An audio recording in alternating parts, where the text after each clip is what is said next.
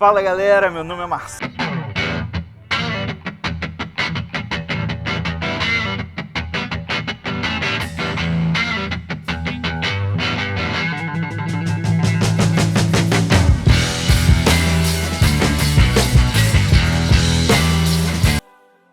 A gente hoje vai falar de Ministério de Adolescentes. Para que você entenda um pouco do contexto que a gente tem aqui, a Kenny Ridge é a segunda maior igreja de Las Vegas, a gente tem aí mais ou menos 6.000 pessoas e 3 cultos durante o final de semana.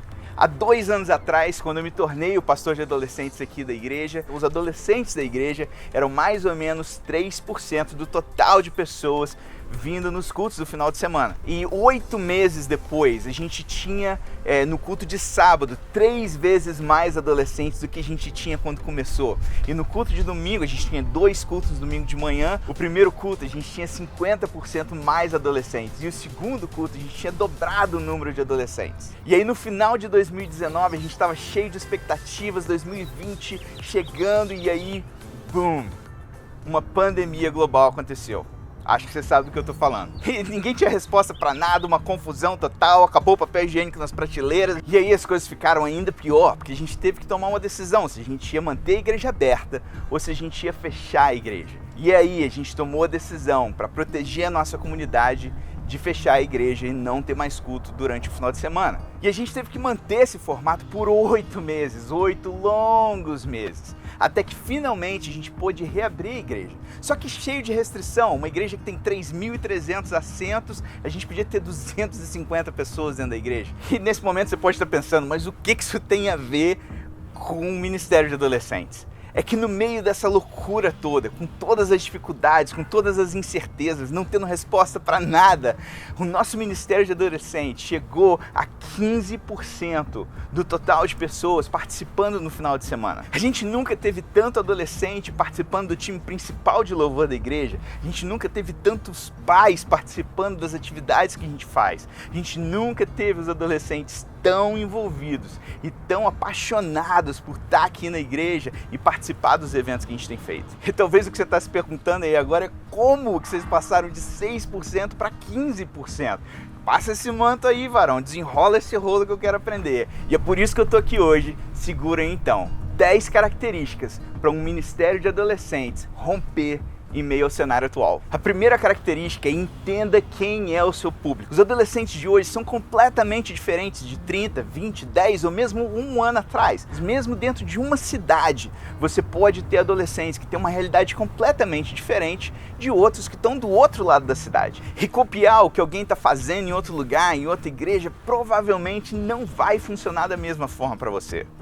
Mas aí você pode se perguntar, mas como que eu vou conhecer esse público? Como que eu vou entender quem é o meu público? Você precisa conversar com eles. No ministério, muitas vezes a gente fica tão ocupado preparando palavra e tem muita gente que eu acredito está vendo esse vídeo que é voluntário, não trabalha na igreja. Então você não tem tanto tempo assim para poder se dedicar ao ministério. E a gente fica se preocupando em preparar a palavra, em fazer as coisas estruturais acontecerem, que a gente se esquece de construir um relacionamento com a galerinha que vem para assistir o teu culto, para participar do teu ministério. Você precisa entender quais dificuldades eles estão passando na vida, ainda mais numa situação como essa que a gente tem vivido. Saber quais as dúvidas que eles têm a respeito de Deus, de Jesus e da Bíblia. Você precisa falar de coisas que eles têm curiosidade para aprender. E aí, uma das perguntas mais dolorosas que você precisa sempre fazer para os seus adolescentes: o que eles acham de tudo isso que você tem feito aí? E a resposta pode doer, mas ela é super importante para que você cresça como líder e modifique as coisas que precisam ser modificadas para que o teu ministério possa frutificar e crescer. Segunda característica, você precisa estar preparado para deixar a sua bagagem para trás. Sabe, quando você se converteu, quando você começou a vir na igreja, quando você cresceu na igreja, talvez você está há anos dentro do ministério, aquilo que aconteceu com você foi muito bom, você chegou até aqui, hoje você é um líder de jovens, você é um líder de adolescentes, mas foi bom para você. Não necessariamente todas aquelas experiências vão ser boas para os adolescentes que você tem hoje. E a gente tem essa tendência de querer usar toda a experiência que a gente tem, aquilo que deu certo para a gente, com os adolescentes. Mas lembra da primeira coisa que eu falei? Conhecer o seu público eles são diferentes, eles precisam de uma estratégia e de habilidades e ser criativo para alcançar eles da forma que vai fazer sentido para eles. É como se você fosse numa trilha, caminhar no deserto, e aí aquilo tudo deu certo para você, você tinha sua mochila e tudo que você colocou dentro da mochila foi a melhor coisa que você podia ter naquela trilha no deserto. E aí você pega a mesma mochila com as mesmas coisas dentro e quer fazer uma trilha na selva.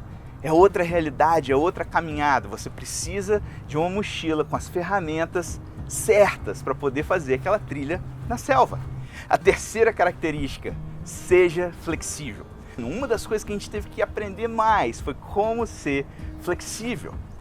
Ter jogo de cintura, pensar fora da nossa caixinha, caminhar e andar fora da nossa zona de conforto. A gente, por exemplo, aqui teve que mudar o nosso formato 5 vezes com os adolescentes até que a gente achou o formato que ia encaixar para eles. Não tenha medo de errar. O processo de errar e aprender e corrigir, ele faz parte do nosso crescimento.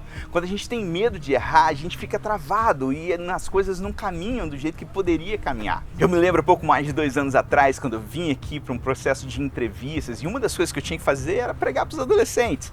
E eu era suposto estar pregando num salão que a gente tem para jovens aqui nesse prédio aqui atrás. Só que faltou luz. E aí a opção que foi trazer todo mundo aqui para fora. E é claro que eu fiquei nervoso e tinha todo o medo de errar e de falar coisas que não eram corretas. Eu estava pregando numa língua que não era minha.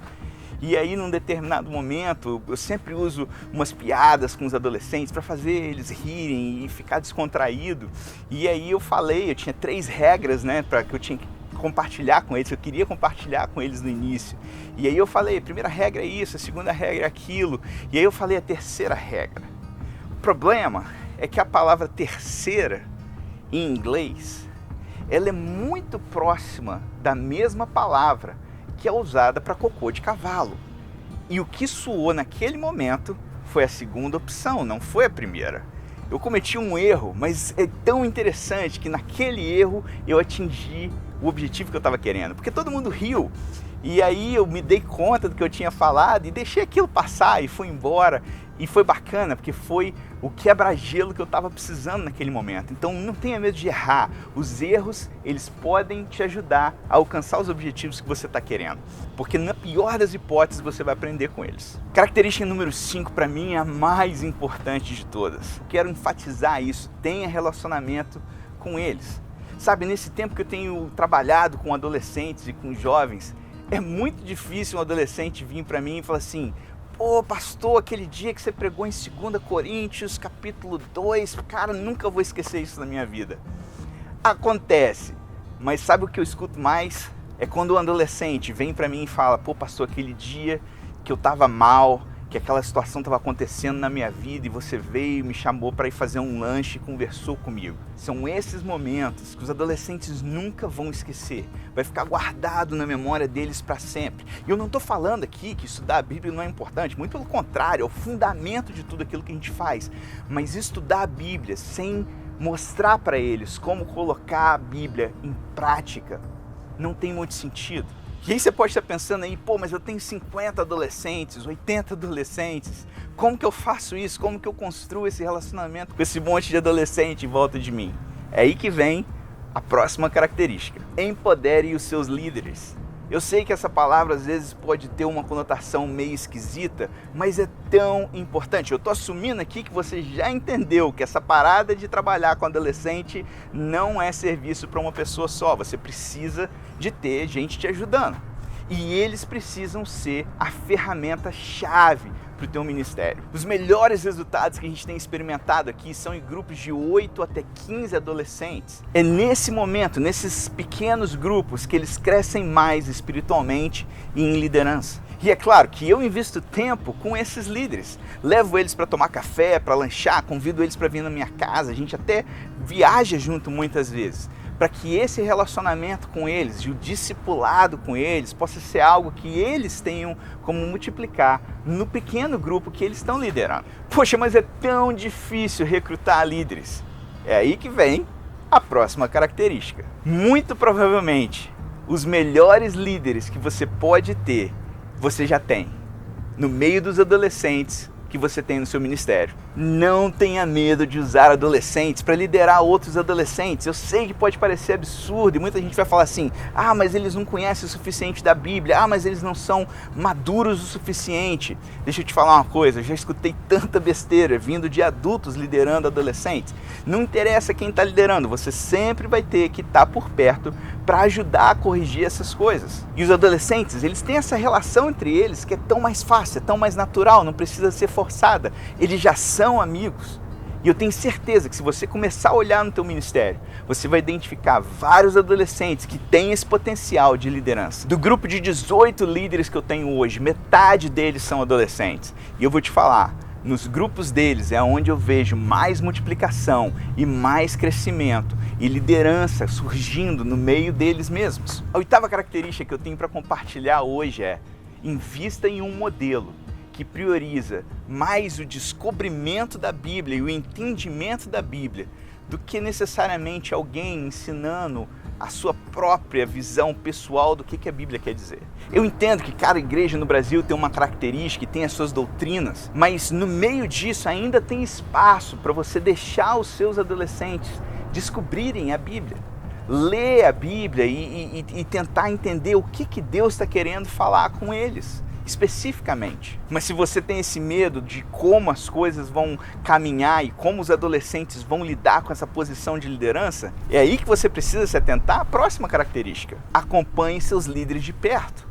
O quanto mais você estiver perto deles e ao redor dos grupos, escutando o que eles estão falando, mais você vai ter condições de ajudar cada um deles a crescer como líderes. Uma das coisas que eu sempre falo para os nossos líderes aqui é: você não tem que ter resposta para tudo. Eles entendem que se em algum momento tiver alguma coisa que eles não têm certeza, eles podem vir até mim e eu vou ajudar eles naquela situação específica a trazer a melhor resposta para os adolescentes. E a minha última característica, que é uma das que eu mais gosto: aprenda a se divertir em tudo aquilo que você faz com os adolescentes. Uma coisa que a gente precisa ter em mente é: se é divertido para você, tem uma chance de que vai ser divertido para eles. Mas se é divertido para eles, tem uma grande chance de que vai ser divertido para os amigos deles.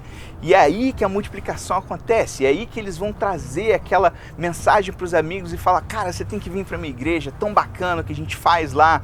Isso é uma das coisas que a gente tenta implementar mais aqui no nosso ministério. Fazer com que as coisas sejam atrativas. A gente não está com isso, a gente tem um termo em inglês que chama water down, né? Que é você raliar a mensagem. A gente não faz isso. A mensagem é a mensagem da Bíblia, a mensagem de salvação, a mensagem de arrependimento de pecados. Isso nunca vai mudar, mas o fato de que você traz a mensagem do jeito que tem que ser, não quer dizer que tem que ser de uma forma que é chata, que é monótona para eles. Lembre-se sempre que você está falando para adolescentes. Adolescente, eu já fui adolescente, você já foi adolescente, a gente sabe como é que é essa coisa. Se é chato, a gente a gente vai. Mas se é uma coisa divertida, se é uma coisa legal, eu acho que uma das primeiras coisas que acontece é que a gente queira que os nossos amigos participem. Então essas são as 10 características que eu queria deixar aqui para vocês. E talvez você pense assim: pô, mas é isso, é só isso? O problema é que na correria a gente esquece dessas coisas. Eu não estou aqui inventando a roda, você já deve ter escutado a maioria das coisas que eu falei aqui hoje, em outras mensagens, em outros treinamentos, mas manter isso fresco na nossa cabeça, quando a gente está planejando as coisas, quando a gente está buscando respostas, é o que é difícil. Então eu espero que o que a gente conversou aqui hoje seja de grande fruto aí para você, no seu ministério, na sua igreja. Para encerrar, eu quero só orar com você. Deus, em nome de Jesus, eu te peço que o Senhor possa tocar cada um dos líderes de adolescentes que estão escutando essa mensagem hoje. Nós acreditamos, Deus, que o Senhor pode restaurar. O Senhor é um Deus que não só restaura, mas que ressuscita. E se tem alguém hoje no meio dos líderes assistindo esse treinamento, que está pensando em desistir, que está se sentindo desanimado com tudo que aconteceu nesse último ano, Pai, nós acreditamos que o Senhor pode ressuscitar e restaurar cada um desses ministérios. Por isso eu oro e te agradeço já por tudo aquilo que o Senhor vai fazer, porque tem coisas que a gente pode fazer, tem coisas que a gente pode planejar, mas no final das contas tem coisas que só o Senhor pode fazer. E nós te agradecemos desde já por tudo que o Senhor vai fazer, por todos os milagres que o Senhor vai operar, por todas as vidas que o Senhor vai restaurar, por todos os ministérios que o Senhor vai ressuscitar no trabalho com adolescentes. Em nome de Jesus nós oramos. Amém.